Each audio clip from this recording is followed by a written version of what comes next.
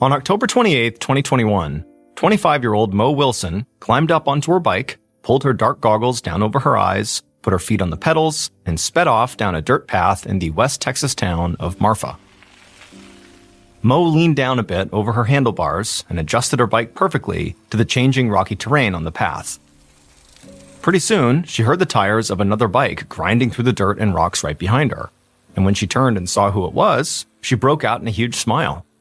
It was a 34-year-old man named Colin Strickland, who was another rider, who pulled his bike right up alongside her, and the two of them started winding their way down the path together. So Mo and Colin were not just two bike riders out here enjoying a bike ride. They were actually both world-class professional gravel racers. This meant they competed against other cyclists from all over in races that took place on all kinds of different tracks.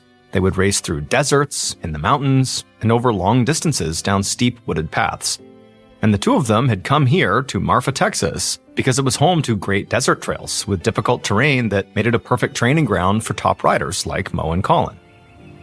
But after riding for a while, Mo looked out at the bright orange and red sunset stretching out across the huge West Texas sky, and she felt happy she'd come to Marfa, but for a reason that had nothing to do with her training. Because Marfa had gained a reputation as this perfect place for a romantic getaway.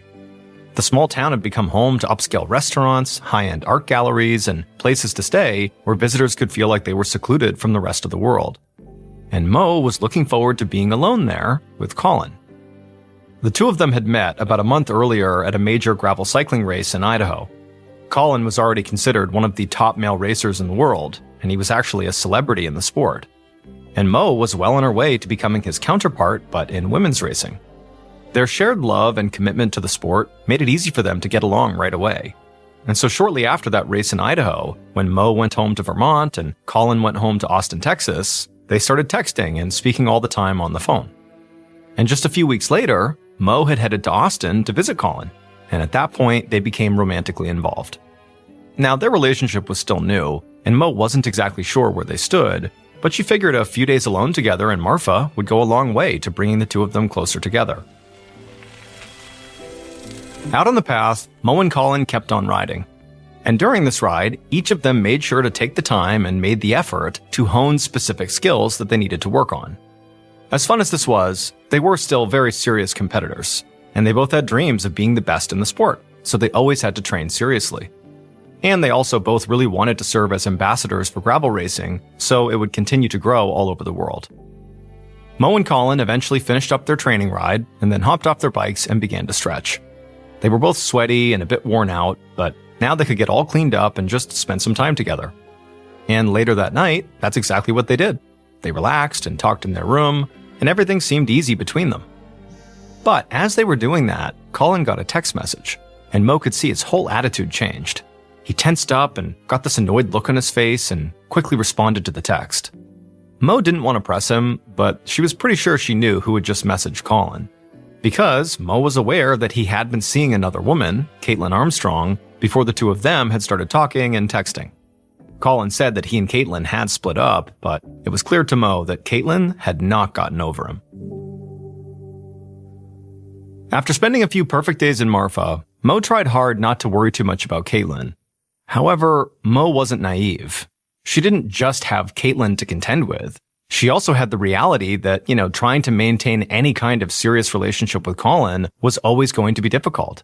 She lived in Vermont, and he lived 2,000 miles away in Texas, and in addition to that, they both traveled a ton for gravel racing competitions, and they didn't always compete at the same locations. So this was a big uphill battle from the start. But when it was time to leave Marfa and go their separate ways, Mo hoped that she and Colin had at least started something special enough that maybe could grow into something bigger in the future, even if they couldn't always be together in the same place. And by the time Mo finally got home to Vermont, she was already looking forward to the next time she could see Colin. At about 4:45 p.m. on May 11th, 2022, so a little more than 6 months after Mo's trip to Marfa, Mo wrapped her arms around Colin's waist on the back of his motorcycle as they sped down a road in Austin, Texas. The last 6 months had not gone exactly as Mo had hoped.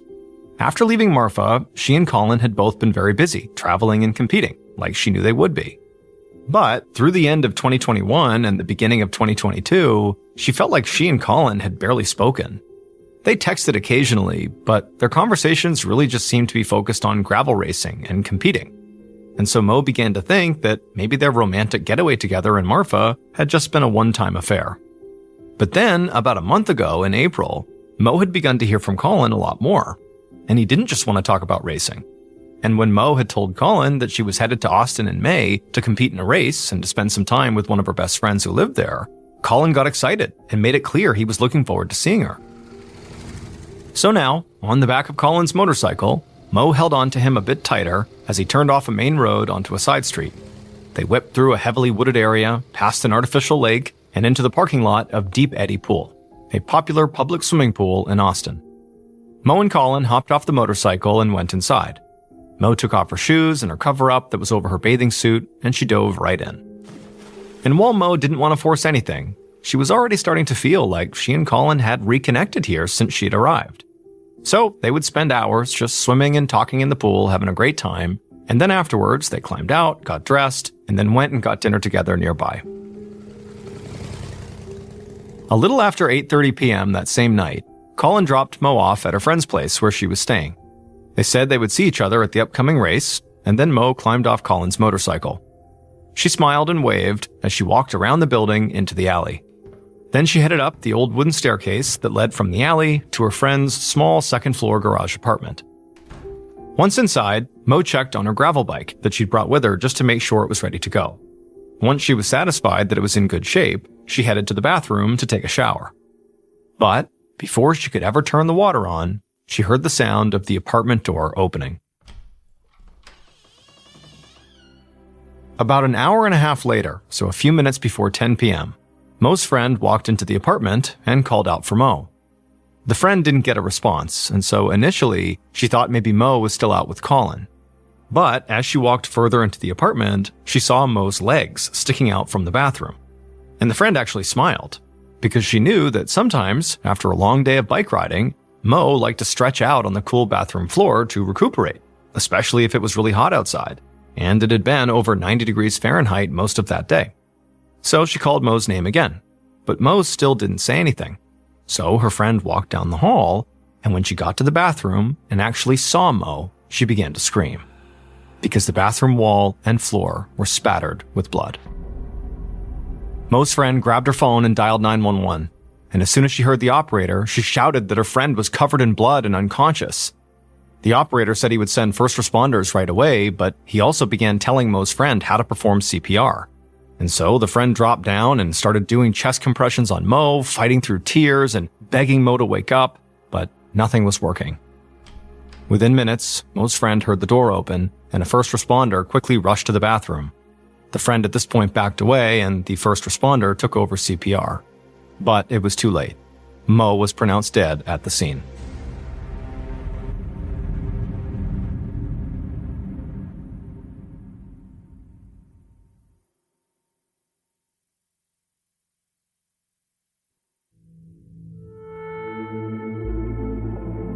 Late that night, Detective Richard Spittler and Detective Katie Connor of the Austin Police Department walked through the alleyway and up the steps to the second-floor apartment.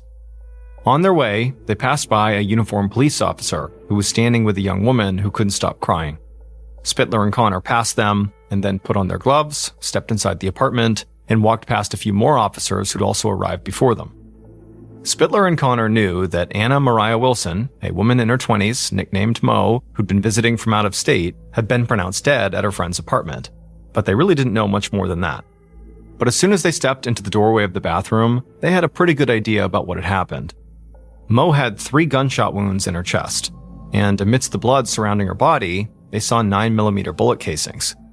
With all the blood on the walls, the floor, and the body, the detectives knew that the forensics team would have plenty of samples to take, and they thought they already had a pretty clear picture of what had happened to Mo.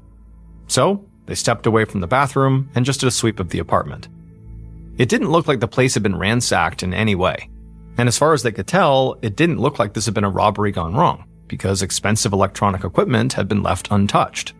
But they still didn't want to jump to any conclusions until they talked to the person who actually lived there. So as the forensics team arrived and got to work, Spittler also sent other officers to canvass the apartment complex and the surrounding area. And then once they were dispatched, he and Detective Connor headed downstairs towards the alley. There, they found the woman who was still crying, and it would turn out she was the owner of the apartment and was Mo's friend. Both detectives felt bad for her, and they knew she'd actually performed CPR on her friend to try to revive her. But right now, despite how much trauma this woman had been through, she was still the only direct link they had to the crime scene. She'd found the victim, and she'd made the 911 call. So, as gently as he could, Spittler told Mo's friend that she would have to come with them to the station for questioning. As the night of May 11th turned into the morning of May 12th, Detective Spittler and Connor sat across from Mo's friend inside of an interview room at the station. The woman was still visibly upset, so the detectives did their best to keep her calm and let her know they were just trying to get a clear picture of what had happened that night. And eventually, Mo's friend began to talk, and she told the detectives that she had found Mo in the bathroom after coming home. And she said that when she had come to her apartment that night, she hadn't heard or seen anything strange outside when she parked her car or when she was walking up the steps. Everything seemed normal. Spittler asked her if she had noticed if anything inside of her apartment appeared to have been stolen. Mo's friend thought about it and then said nothing of hers had been taken. However, Mo's very expensive specialty gravel racing bicycle was gone, and she said there was no way that Mo would have taken it somewhere and just left it.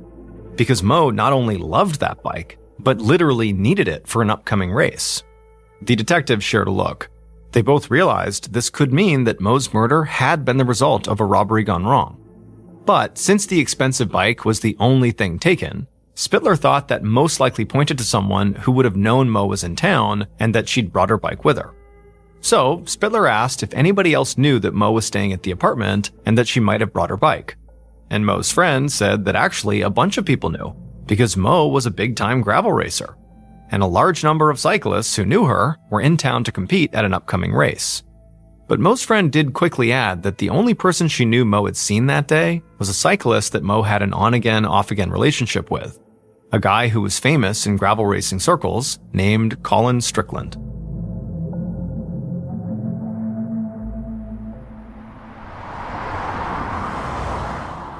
Several hours later, still on the morning of May 12th, Detective Spittler and several other officers drove towards Colin Strickland's house in Austin. After working through the night, Spittler and Connor had begun to believe that the man Mo had been out with the day before was their only legitimate lead. They'd taken DNA samples from Mo's friend who'd found Mo, and while they weren't willing to write anyone off yet as a suspect, neither detective really believed she was the killer. On top of that, the detectives' early theory that Mo's murder could have been a robbery gone wrong had already taken a significant hit. Because as officers had canvassed the surrounding area, they'd found Mo's missing bike, abandoned in a thick growth of bamboo, less than 70 feet away from the apartment where Mo had been killed. The one other piece of possible evidence they'd found had come from video doorbell footage from an apartment near the crime scene that showed a black Jeep Cherokee with a large bike rack driving towards Mo's friend's place not long before Mo had most likely been killed. But the police couldn't get a clear read on the license plate number or a clear look at the driver. So, while Detective Connor stayed behind at the station and tried to track down the Jeep, Spittler and his team pulled up their cars to Colin Strickland's house. And when Spittler glanced out of his window, he almost wanted to laugh because he couldn't believe his luck. Parked right out in front of the house was a black Jeep Cherokee with a large bike rack, just like the one in the video footage. The sight of the Jeep gave Spittler a rush, and he thought this was almost too good to be true. But he didn't want Colin to panic and do something stupid. And as much as this car made it seem like there was a good chance Spittler had just found his killer, he did not want to rush to judgment. So when Colin opened the door calmly and said he was willing to speak to the police, Spittler played everything very close to the vest. And so he started his interview with the most basic questions he could think of. He asked Colin if he knew a woman who was a professional cyclist named Anna. And Colin said no, he didn't know anybody by that name. And this actually blew Spittler away, because it was such a blatant lie that Spittler easily could have refuted, even if he hadn't already heard from her friend that Colin and Mo had a close relationship. In fact, in less than a day, Spittler and his team had found online references to Colin and Mo being at multiple races across the country at the same time. And it was also clear to Spittler that the world of professional gravel racing was a pretty small one. So there was no logical way that one of the top racers on the men's side never would have come across one of the top racers on the women's side. But Spittler didn't show any of that on his face. Instead, he told Colin the woman in question, Anna, had the last name of Wilson and was a gravel rider. And at this, Colin's face suddenly changed, like he was only just now remembering Mo's given name, Anna. And he said, actually, yeah, I do know her. Then the detective told Colin that, well, Mo had died the night before, and now Colin's expression changed again. He leaned over and just started rubbing his face and neck. Spittler didn't know what to make of this. Colin did look upset, but at the same time, he had just acted like he didn't know who Anna was, as if he literally didn't know that the woman he had been intimate with, Mo, that her actual first name was Anna. I mean, I guess it was possible, but realistically, if you're being intimate with this person, you probably know their real first name. But maybe he forgot. But it was just all very suspicious. So, after a moment, Spittler told Colin they would need to take him to the station for further questioning. Spittler knew he didn't have anything to hold Colin on yet, but he didn't want to risk Colin fleeing, and he needed more time because he wanted to get a search warrant for Colin's house. As they walked outside together, Spittler asked Colin if the black Jeep Cherokee belonged to him, and Colin said no, it belonged to his girlfriend who lived with him, Caitlin Armstrong. So Spittler asked if Colin ever drove it, and Colin laughed and said no, wasn't really his style. He said he liked to drive motorcycles and big diesel trucks. Spittler smiled and nodded like it was no big deal, but deep down he knew that Colin could easily be lying here. I mean, it was just as likely that, he was at Mo's friend's house the night before, driving that Jeep Cherokee. But right now, it was Colin's word against his.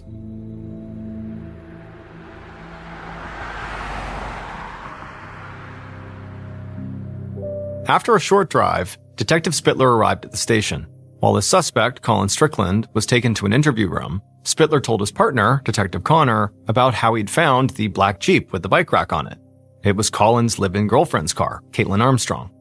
And Detective Connor seemed shocked, not because she was surprised about the Jeep, but because she'd also discovered something huge about Caitlin. While she and the rest of the team were searching for the Jeep and, naturally digging into Colin Strickland's background because he was someone who was seeing Mo, they had discovered his and Caitlin's relationship. And a quick search of a police database showed that police had an outstanding arrest warrant for Caitlin. Because years earlier, Caitlin had gone in to get Botox done at a place in town, and she had agreed to pay for it, she got the services done, but then at the end, when she was actually told to cough up the money, $650, she had run out without paying. Spittler could barely contain his excitement, because this meant they could bring Caitlin in and hold her on that warrant, even if they didn't have enough evidence to hold her in Mo's murder case yet. And that just meant they would have more time to look into her possible connection to the murder. Or at the very least, they would have leverage on her. And if she maybe knew something about her boyfriend, Colin Strickland's potential involvement in Mo's murder, she might be more willing to give up that information. As the detectives talked, they found it hard to believe how quickly things were coming together. In the course of just a single day, they'd already moved in on 2 primary suspects, and it really looked like the doorbell camera footage of the Jeep, along with all the ample circumstantial evidence, pointed to one or both of these people. Shortly after that, officers were able to track down Caitlin at work. They brought her into the station, and at that point, the detectives split up. Spittler continued his conversation with Colin that they had started back at the house, while Caitlin was brought to a separate interview room to sit down with Detective Connor. By this point, Caitlin knew about Mo's death, so Detective Connor didn't waste any time. She went right after Caitlin about her Jeep. Connor said they had footage that showed Caitlin's car driving right near Mo's friend's apartment soon before the murder took place. But Caitlin proved to be very calm and cooperative. She didn't deny that she'd been driving in the area where Mo had been murdered, but she said she had nothing to do with Mo's death. Still, she couldn't really provide the detective with any real reason why she had just happened to be right by the apartment at that time. And while Caitlin never lost her cool, Connor did notice a change in her voice and body language when the subject of Mo's relationship with her boyfriend came up. Caitlin started to sound like a jealous girlfriend. She began talking about how she and Colin had broken up for a short period of time, and it was during that time that Colin apparently had begun seeing Mo a little bit, and it just clearly rattled Caitlin. And by the end of the interview, Detective Connor flat out told Caitlin that the evidence did not make things look good for her, and Caitlin just sort of nodded in agreement. And Detective Connor didn't really know what to make of it.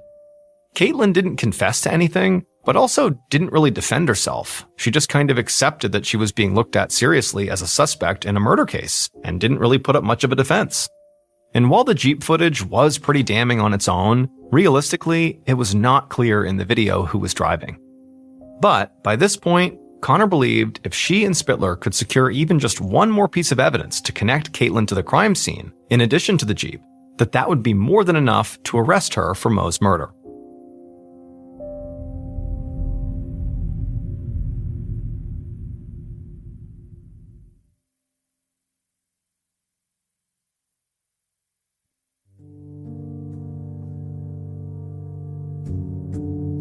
In the days following the interviews with Caitlin and Colin, police did obtain a search warrant for their house.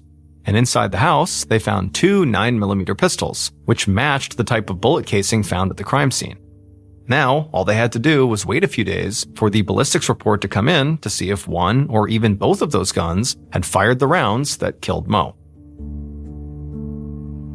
On May 14th, so 3 days after Mo's death, the race that she had actually come to Austin to take part in went ahead as scheduled. But the race quickly turned into a kind of memorial for Mo. For the opening portion of the race, the riders all rode slowly and stayed together in a pack, placing their hands on each other's backs, while others openly sobbed on the course. And when the winner on the men's side of the race crossed the finish line, he didn't celebrate. Instead, he took off his helmet and bowed his head. He would later post on Instagram, quote, "A normal victory salute was inappropriate on a day like this." But as riders from all across the country used that race in Austin as a way to honor and celebrate the life of Mo Wilson, a person most of them considered a friend who they loved and respected, there was one rider whose absence seemed to cast a shadow over everything. Colin Strickland, one of the most popular competitors in the world, and someone who people clearly saw had a relationship with Mo, even if it was just a friendly one, had not shown up. And 3 days later, on May 17th, the detectives read over the ballistics report at the station, and as they did, both of their faces lit up. Because it was clear in the report that one of the guns found in Colin and Caitlin's house was the murder weapon. Following that ballistics report, Spittler and Connor felt a mix of excitement and relief. They believed that in less than a week, they had basically cracked Mo Wilson's murder case. They still weren't sure if either Colin or his girlfriend Caitlin had acted alone, or if maybe they had killed Mo together. But they felt confident they now had more than enough evidence to charge them both. The murder weapon had been found in their house, and police had footage of Caitlin's black Jeep driving near Mo's friend's apartment soon before the murder took place. And in addition to that concrete evidence, the detectives had also caught Colin in what appeared to be a lie. When he was first approached about who Anna was, he said he didn't know who she was. But then when they mentioned that her nickname was Mo, Colin was like, "Oh, now I know who it is." But it's like, you were in a relationship with her. You had to know what her first name was. So there was that. And then also the fact that Caitlin, in her interview, seemed very much like a jealous girlfriend whenever Mo came up. And then finally, detectives had conducted interviews of people in the gravel racing community who spoke openly about the potential love triangle between the victim and the 2 suspects. So, as far as Connor or Spittler were concerned, either one or both of their suspects would soon be going away to prison for a very long time. But before Spittler and Connor were able to wrap up everything and hand the case over to the district attorney, their investigation, which had been incredibly straightforward so far, took a bizarre turn that neither of them saw coming. In late June, about a month after Mo's murder, Austin police got word from a small group of United States Marshals who were working in Costa Rica. The Marshals told the detectives that they were on the trail of a fugitive named Ari Martin, and they believed that Ari was involved in the murder of Mo Wilson.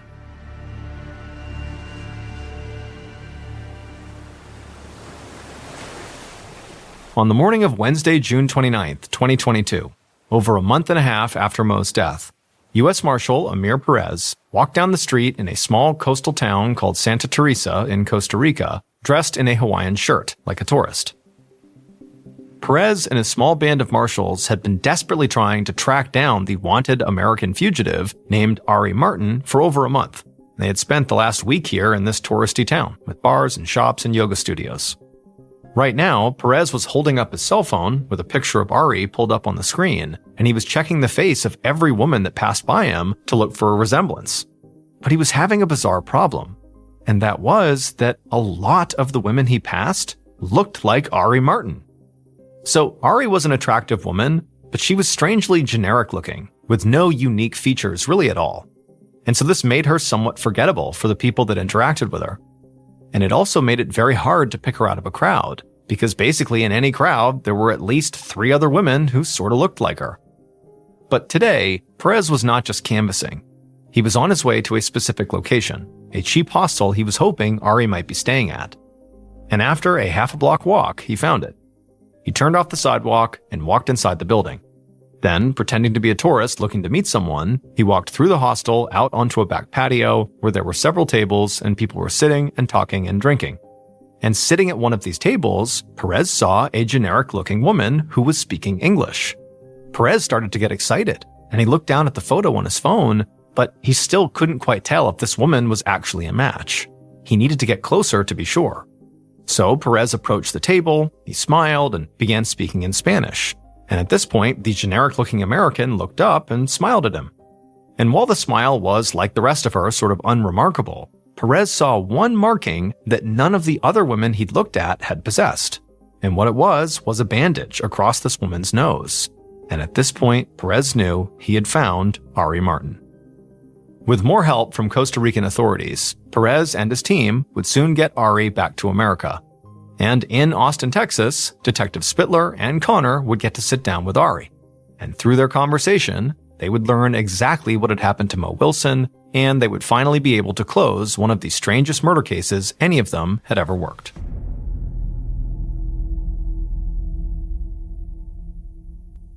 Based on information provided by the fugitive Ari Martin, evidence found in the United States and Costa Rica, and interviews conducted throughout the investigation, the following is what police believe happened to Mo Wilson on the night she was killed, May 11th, 2022.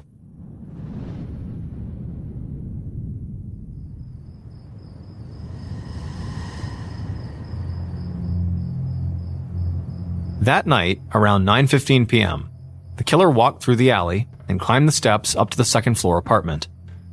The killer thought being in the alley would keep them mostly out of sight, but they still wore all black just to be safe. Even though the sun had set, it was still very hot outside, and the killer could feel sweat dripping down their face. They used their sleeve to wipe their face, then they drew a 9mm pistol from their waistband and opened the door. As slowly and quietly as they could, the killer walked into the apartment and made their way down the hall. At some point, they stopped and looked over at the high-end gravel racing bike leaning up against the wall. Eventually, they kept on moving down the hall, and as they did, they heard something coming from the bathroom. They stopped and looked over at the bathroom door, and they saw light coming out from underneath. Clearly, somebody was in there. At this point, the killer grabbed their gun tightly and took a few more steps until they were stopped right in front of the bathroom door. There, they took a steadying breath, raised their gun, then reached out with their offhand and opened up the door. Inside the bathroom, Mo saw their killer and she screamed, but before Mo could do anything, the killer fired off 2 shots from their pistol. The bullet struck Mo directly in the chest, and she fell to the floor on her back as blood spattered the walls. The killer walked over and just stood over Mo, staring down for a few seconds, seeing all this blood run from her wounds onto the ground. Then, the killer raised their gun again, aimed it at Mo's chest, and fired for a 3rd time. After that, Mo lay motionless on the bathroom floor. For a few moments, the killer just stood there, staring down at Mo, trying to make sure she really was dead. And when she continued to lay there motionless, the killer felt confident she was. So, they turned around and headed back into the hallway. There, they grabbed Mo's expensive bike that was leaning up against the wall, and with it in hand, they moved as quickly as they could back towards the door. The bike was cumbersome to move, but the killer managed to handle the outside stairs quickly and rushed into the alley with the bike. Then they ran through the darkness to a spot they knew was covered with a thick growth of bamboo. The killer then tossed Mo's bike into the bamboo, hoping it would hide it and convince the police that Mo had been killed for her expensive bike. Once the bike had been ditched, the killer took a deep breath, then ran out of the alley and hopped into the black Jeep Cherokee that was parked nearby. Once in the car, they hit the gas and sped away across town.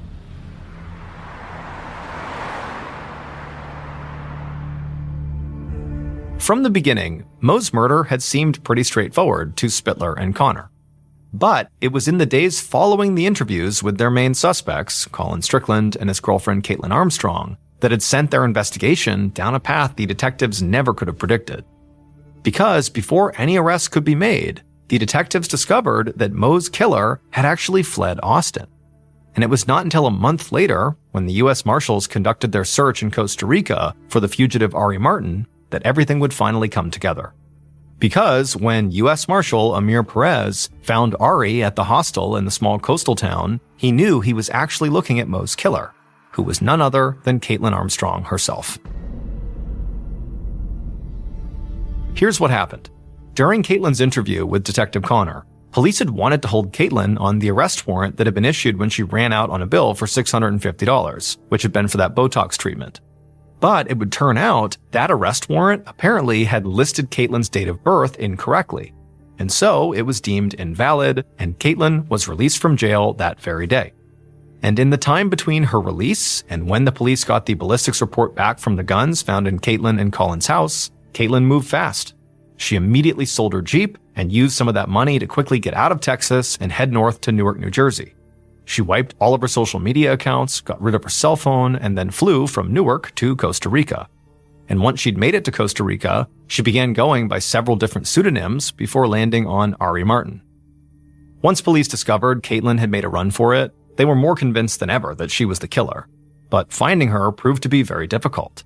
And this was because Caitlin had not just changed her name, she also went ahead and changed her face. She'd gotten plastic surgery to intentionally erase her individuality and make her look like lots of other women.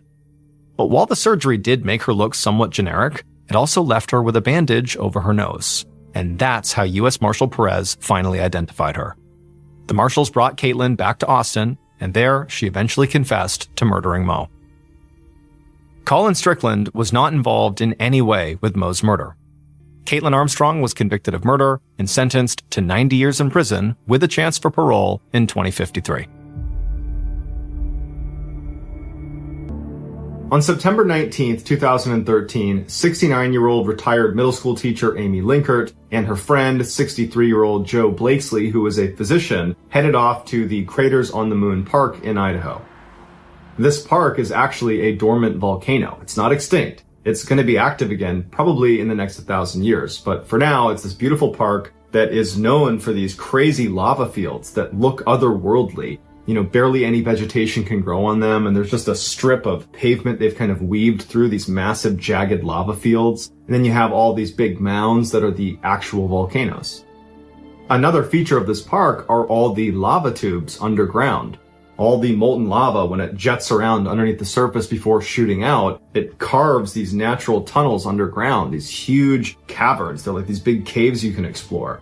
And there's 1,100 miles of lava tubes, tunnels, and caves underneath this park.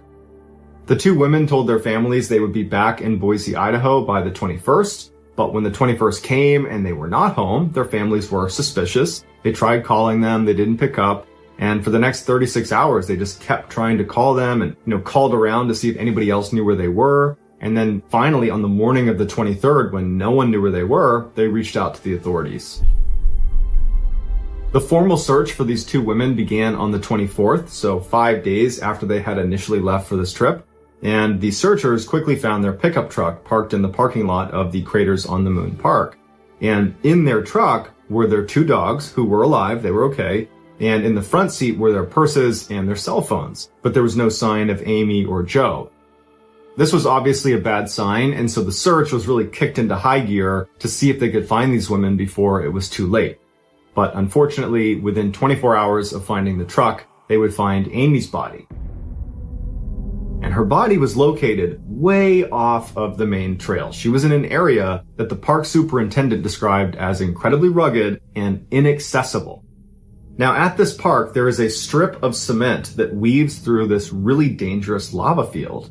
And if you were on this strip of cement, you wouldn't be thinking about walking onto the lava field. Not only would you need to navigate all these massive mounds of jagged, cooled lava, there's all these cracks in the ground that you could fall through and just plummet to your death. So no one's about to start walking off the trail, especially not two older women that went here just to have a casual stroll through the park. They were not there for some grand adventure. They were not athletic distance hikers. It made no sense that Amy would be so far off the trail in an area that was so dangerous and so clearly off limits. When the families were notified that Amy had been found and they were still looking for Joe, the detail that the family keyed in on was the idea that these two women left their dogs in the truck. That was something so unbelievably uncharacteristic of either of them. They adored those two dogs. They would never, ever abandon them like that. In fact, because of that detail, the families jumped to this has to be foul play because they never would have done that. They wouldn't have abandoned these precious dogs. The search for Joe would continue. They basically shifted the entire effort to center over Amy where she was found and work in circles out from there to see if they could find her. They had helicopters flying overhead. They had mining experts walking through all the lava tubes below, and they couldn't find her.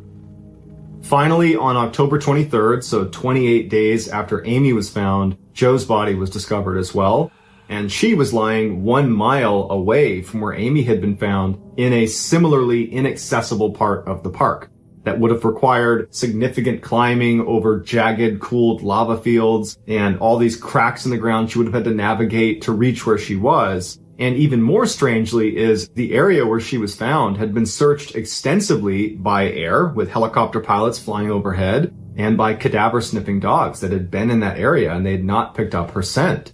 So either the helicopter pilots and the cadaver sniffing dogs were just wrong or missed something, or Joe had not been there the whole time. A cause of death has not been determined for either of the two women. However, what was released is neither of them appeared to have suffered an incapacitating injury, meaning they weren't struck down where they were. They were traveling and ultimately stopped where they were. It seems highly unlikely that these two women abandoned their two dogs and left their cell phones in the car and then wandered way off the trail and separated from each other, all without supplies. But even if they had done that, even if they had, separated and left the trail, where they ultimately reached seems like an area they would not have been able to get to without assistance. And since they were separated, they weren't able to help each other get where they were. So although authorities have ruled out foul play, this was deemed an accident, it does seem like if there was ever a place to commit an attack, it would be this particular park, because underneath the park is 1,100 miles of lava tubes that connect to each other and weave all through the park. And there's hundreds of caves, many of which have not been found or explored, that it would be pretty straightforward to attack someone and then go underground and not be found. Certainly makes you wonder who or what could be hiding underground in those lava tubes.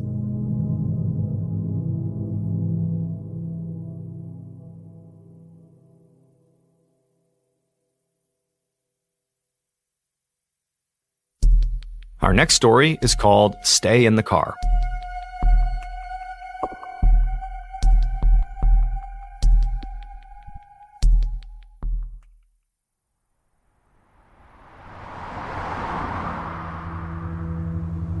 Before dawn on December 12, 1992, a 17-year-old girl named Tracy Dion sat in the passenger seat of a little two-door car that was swerving down a deserted road in the Yankton Sioux Reservation in South Dakota.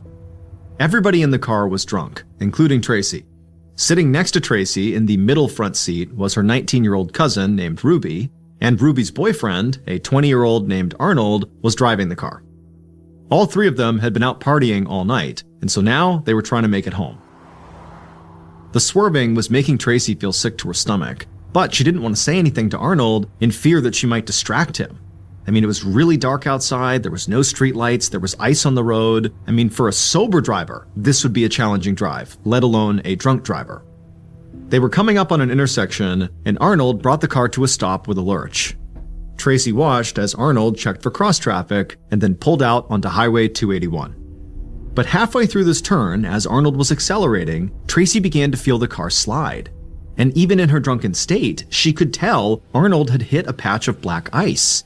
And so as the car began to skid, she wanted to scream, but before she could, the car was already flipping over, and then everything went black. A short time later, Tracy came to. The car was upside down, and Tracy quickly realized she had fallen out of her seat and was now basically resting on the roof of the car, which was now on the ground. From what she could tell, after the car had finished rolling over, it had come to a stop just off the side of the highway, and so they were not in immediate danger from other cars striking them. But she couldn't really see outside because the windows were so badly cracked. Beside her, Tracy could hear her cousin, Ruby, pounding on the driver's side door trying to get it to open, and so Tracy tried to look around Ruby to see Arnold to see if he was okay, but when she did, she saw the driver's seat was empty. Tracy tried to make sense of what she was seeing. The driver's side door was closed, but Arnold was gone. Just then, Tracy heard the sound of the driver's side door opening, and she turned to see her cousin Ruby forcing the door open just a few inches, and then a second later, Ruby was slithering out through that crack to the outside. To Tracy, everything felt like it was happening in slow motion. She was too shocked and confused to make any sense of it. But if Ruby was getting out of the car, Tracy felt like she should too. And so Tracy turned and crawled across to the driver's side and was about to make an exit the same way Ruby had when the door slammed shut violently right in Tracy's face. Tracy didn't understand why Ruby would do something like that. Why would she shut the door that aggressively when she knew her cousin was still inside? Tracy tried to open the door again, but she was too weak to do it. She figured her cousin Ruby was okay, but she couldn't see outside because of how cracked the windows were. At this point, Tracy began to feel woozy. She laid her head down on the roof of the car, wondering to herself why Ruby and Arnold had left her behind. Tracy would stay trapped inside of the car, alone, for a few hours, until finally a motorist saw the flipped-over car and called 911. Shortly after that, first responders arrived on the scene, they pulled Tracy out of the car, and shockingly, she actually didn't have really any serious injuries at all. She didn't even need to be hospitalized. But rescuers could not find Ruby or Arnold anywhere. They were gone. And once rescuers had scoured the entire area around the crash site, the sheriff who was in charge of the scene started to wonder if Arnold and Ruby were not just missing. Maybe, he thought, they had fled. Arnold had been driving drunk, and all three of them were underage, and so the sheriff thought maybe Arnold and Ruby were scared to get in trouble. Over the next few days, the police continued to search the surrounding area for Arnold and Ruby, hoping they were not badly injured and that they would just turn up on their own, but they never did. And as the days turned into weeks, hope began to wane for the young couple. Their family and friends kept searching the area along 281 where the car had flipped, looking for any clue as to where these two had gone. But there was nothing. There was no trace of them. It was like Arnold and Ruby had gotten out of the car and just vanished.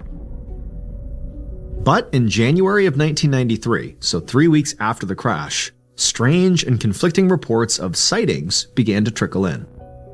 First, a woman came forward claiming to have seen Arnold, alive and well, at a New Year's Eve party.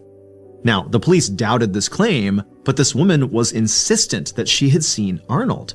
And they actually hooked her up to a lie detector test, and she passed the test. And so officials brought in guests from this party who this woman claimed were with Arnold, and they asked them, "Were you with Arnold?" And they said no, but they failed their lie detector tests.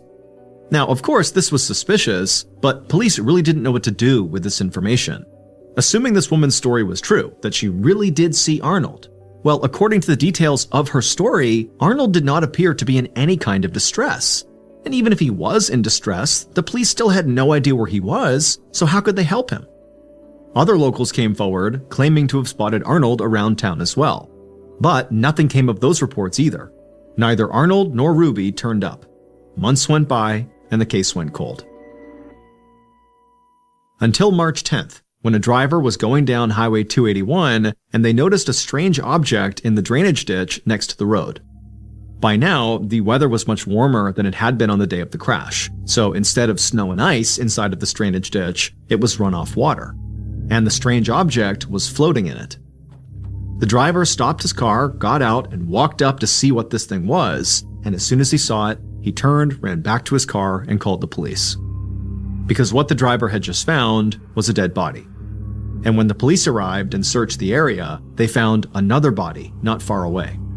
The bodies belonged to Ruby and Arnold.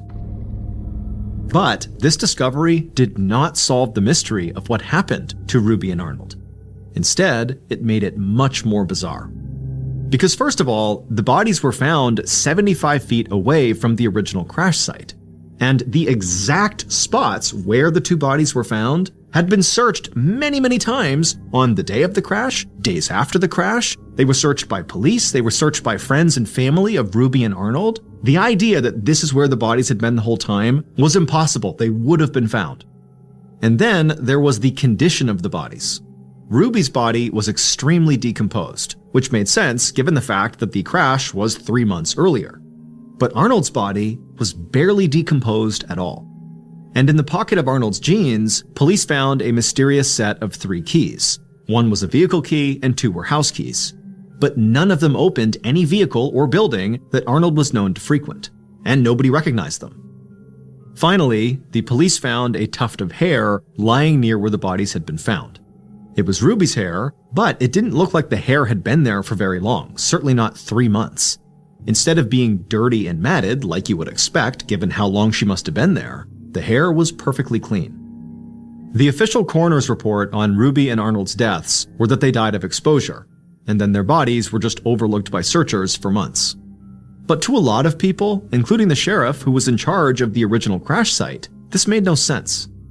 Despite the coroner's findings, law enforcement officials believed that Ruby and Arnold's deaths were the result of foul play. Under the foul play theory, somebody pulled Ruby and Arnold out of the crash site while they were still alive and then killed them later. And then perhaps they killed them at different times, which would account for the differences in decomposition of their bodies.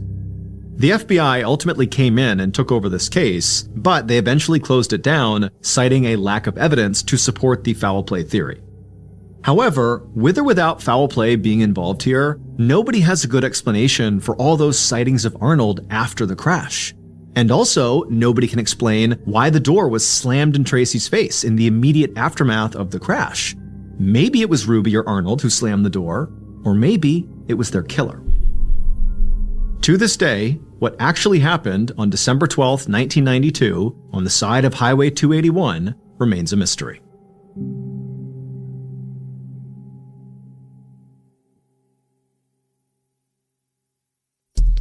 The third and final story of today's episode is called What Just Happened.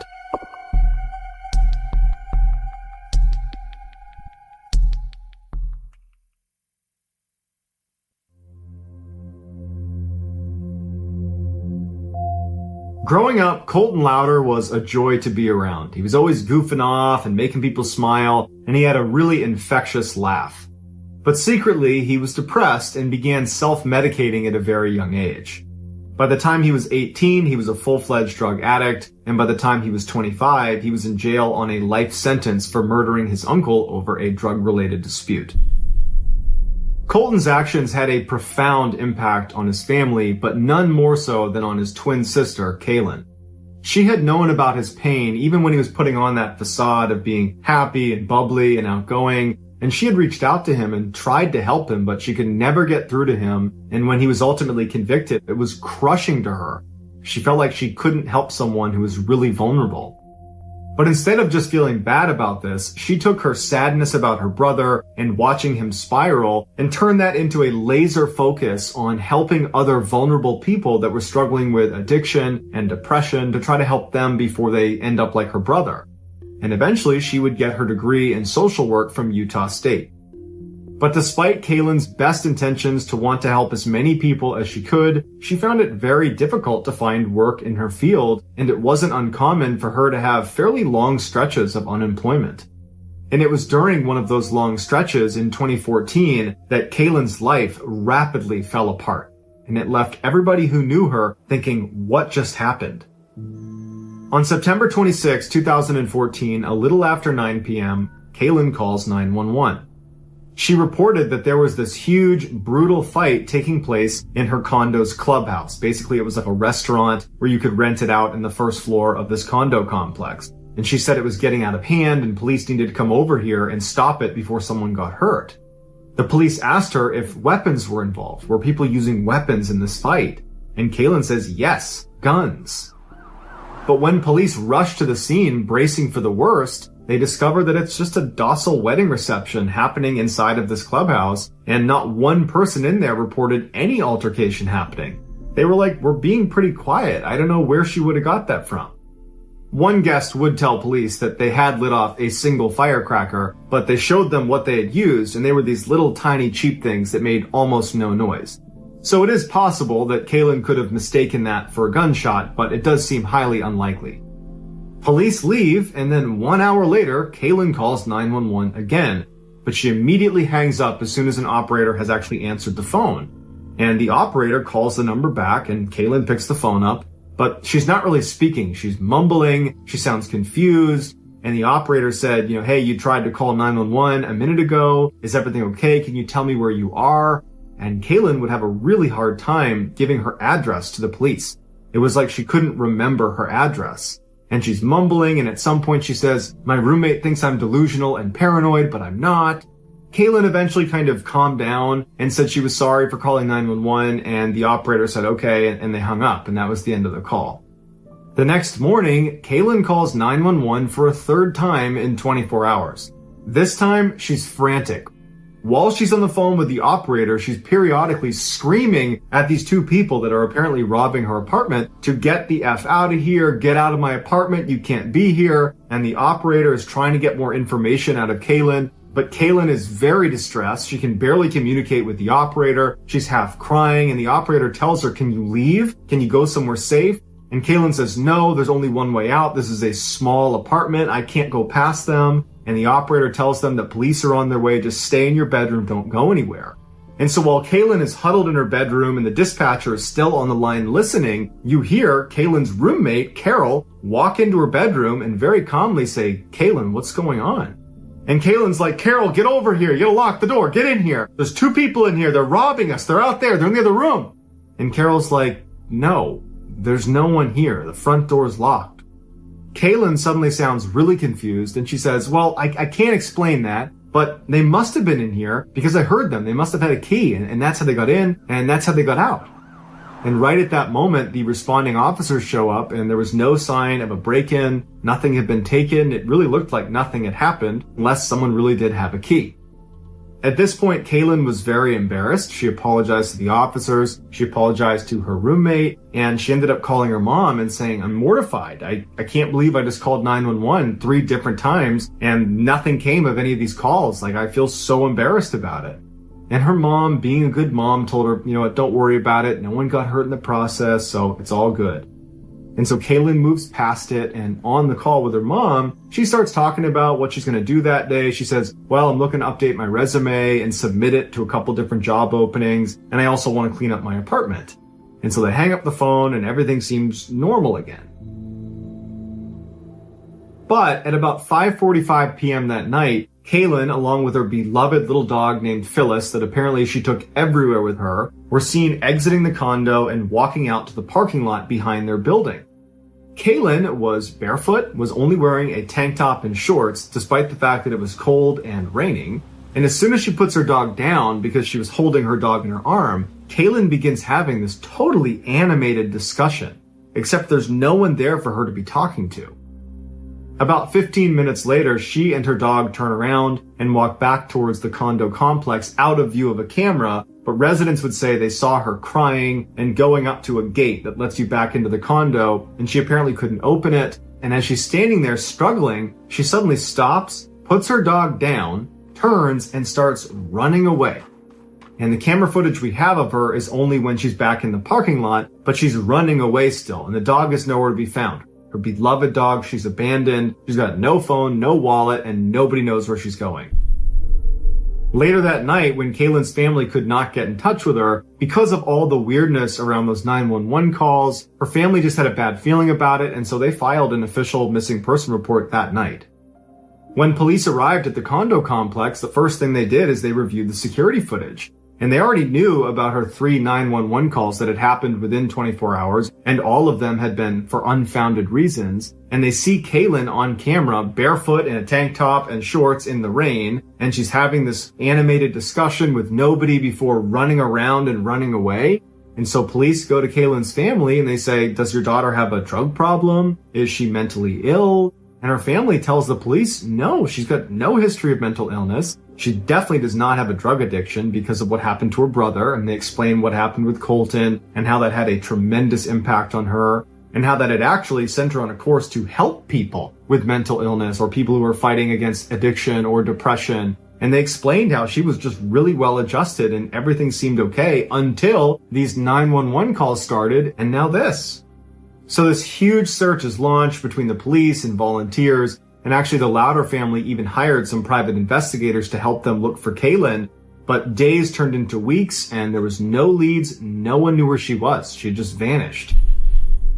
Then on December 1st, 10 weeks after she went missing, city workers were inspecting drainage pipes down near the Jordan River, which was a river that went by her apartment, and they discovered behind some plants a body that was half submerged, and it would turn out to be Kaylin's. They pull her out of the water, and no cause of death could be accurately determined because of how long she had been in the water for. It looked like she had been in there for probably all of the 10 weeks she had been missing. They were able to determine that there were no drugs in her system and there was no water in her lungs, which meant she didn't drown. Her body was found 5 miles from where her apartment was, and so initial speculation was she must have gotten hurt and fallen into this river and drifted the 5 miles downstream to where she was found. But they looked at that section of the river between her apartment and where she was found, and the water was simply too shallow and windy, and it would not have been possible for a human body to travel that distance. Which means almost immediately after she ran off screen on the security footage, she covered those 5 miles, wound up at that section of the Jordan River, died, and then fell in the water, or fell in the water and then died, but not via drowning. The police officially ruled Kaylin's death an accident, but her family disagrees. They say if you look really closely at the security footage right before she runs away, it looks like she's terrified. More specifically, it looks like she's terrified of someone we can't see on camera. When she's having that animated discussion where it looks like she's talking to no one, further feeding the idea that she had kind of lost it, well, there's this huge rock to the right in the video that kind of obscures our view, and behind that is this huge forest. And it is theoretically possible that someone could be back there that we can't see. But no matter what, her family believes that whatever she was doing in her final moments on camera is the key to understanding why she ran off and ultimately died. So you be the judge. Was this a psychotic break, or is there something more?